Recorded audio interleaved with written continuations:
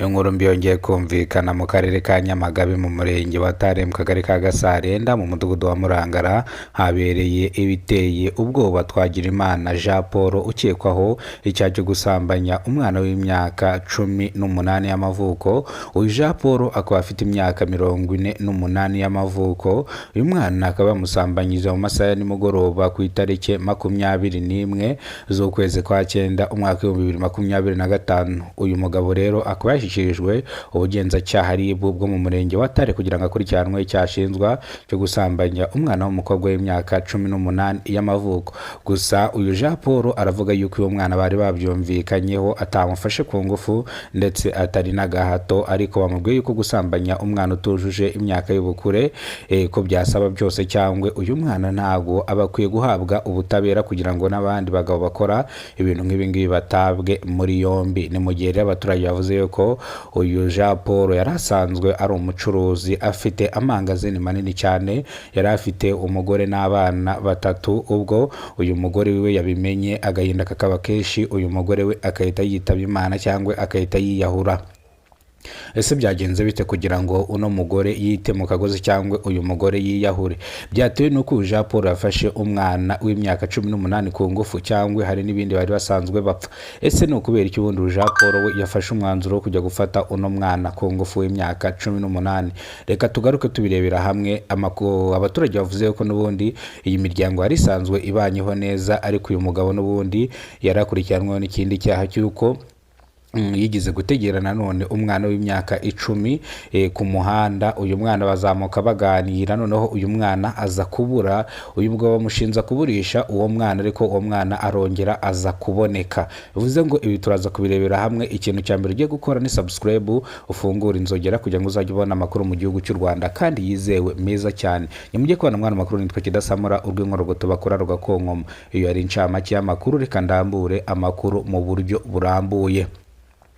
Mu karere ka Nyamagabe mu murenge wa Tare mu kagari ka Gasarenda habereye ibiteye ubwoba byarijije abanyarwanda benshi cyane, batangira kwifata ku munwa, abandi batangira kurira, abandi imosiyo zirabica. Jean Paul ukekwaho icyaha cyo gusambanya umwana w'imyaka 18 y'amavuko. Uyu mwana akaba ari mu rugo iwiwe n'agahinda kenshi, ariko uyu mwana nta kintu yigize avuga kujyana n'iyi saha, nararya naravuga. Ariko no mwana wese bamujyana ku kigo nderabuzima kugira ngo barebe nimba atanduriyemo izindi ndwara cyangwa nta kibazo byamugizeho. Ni mu gihe uyu mugabo yavuze yuko uyu mwana bari babyumvikanyeho kandi babyemeranyijwe ko n'ubundi bagiye gukorana imibonano mpuzabitsina. Ngayo nguko rero avuga yuko we ategereje afata uyu mwana w'umukobwa ku ngufu.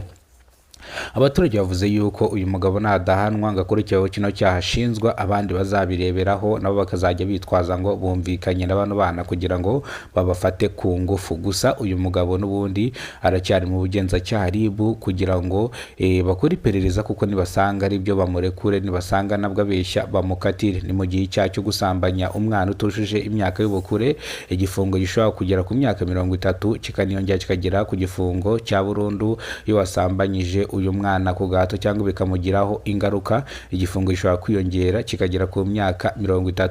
Umuvugizi wa RIB mu gihugu cy'u Rwanda Murangire Thierry yavuze ko uzakora cyane igisa nacyo, niyo mpamvu ishami ry'ubugenzacyaha RIB ryashyizweho kugira ngo rijye rikurikirana ibibazo nk'ibi ngibi cyangwa abantu bakora amadega nk'aya cyangwa bakora ibintu bidafututse. Abaturage bavuze yuko uyu mugabo n'ubundi yarasanzwe akurikiranweho ikindi cyaha cy'uko yigize kuzamukana n'umwana w'imyaka 10 mu masaha ya nimugoroba. Uyu mwana aza kubura. Uyu mugabo amushinja icyaha cyo kuba yaburishije uyu mwana, gusa nyuma y'iminsi 3 uyu mwana yaje kuboneka. Uyu mugabo arafungurwa. Ubwo bivuze ko rero uyu mugabo n'ubundi arasanzwe afite dosiye, bivuze ngo nagerayo n'ubundi agomba guhanwa. Ariko nanone nk'abaturage bavuze yuko tibakora iperereza neza, nibasanga uyu mugabo arengana bamurekure, nibasanga atarengana nabwo bamufunge. Nyuma yuko rero umugore yumvise ibi ngibi, umugore akahita yiyahura. ese umugore yiyahuye kubera ko uyu Jean Paul yasambanyije umwana w'imyaka 18 y'amavuko. Uyu mugore rero yakubiswe n'inkuba acyumva ibyo bintu kubera ko Jean Paul yari afite umuryango w'abana 3 n'umugore. Rero biba gutyo birangira uyu mugore nawe yitabye Imana. Gusa abaturage bavuze ngo buriya umuntu wiyahura buriya ngo nta bwenge aba afite, ariko buriya ngo no kwiyahura ni ikindi cyaha, ngo kube ibingibi byabaye ntago ari byo byari gutuma yiyahura. Reka rero dukurikirane andi makuru ari buze kuza. Uyu mugore wiyahuye bamujyanye ku kigo nderabuzima ariko ntago yigize apfa, aracyahumeka. Ese mwari muzi yuko buriya kwiyahura n'upfe ari icyaha ushobora gukurikiranwaho, leta ikaba yaguhana? Kwiyahura buriya ni icyaha kibi cyane. Bivuze ngo rero ibindi biri buze gusohoka ndaza kubibatangariza kuri Kidasamura TV Rwanda. Rero niba ari ubwo bwa mbere ugeze kubona umuyoboro wa Kidasamura TV Rwanda, kora subscribe, ufungura inzogera kugira ngo uzajye ubasha kubona amakuru mu gihugu cy'u Rwanda yizewe. Ndakwinginze, ndagusabye dushyigikire. Turabakunda cyane nk'uko mudukunda, urukundo mutugaragariza natwe nitwo tubagaragariza.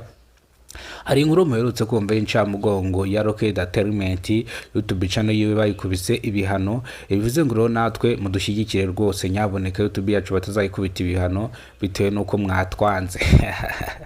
Buriya rega nuko mutabizi mwebwe rega muri umuti wacu. Muri umuti wacu mwebwe muri uruganda dusoroma amafaranga. Ibyo ni Rocket wabivuze, ariko ngo aka gacano kanjye namwe dufatanyije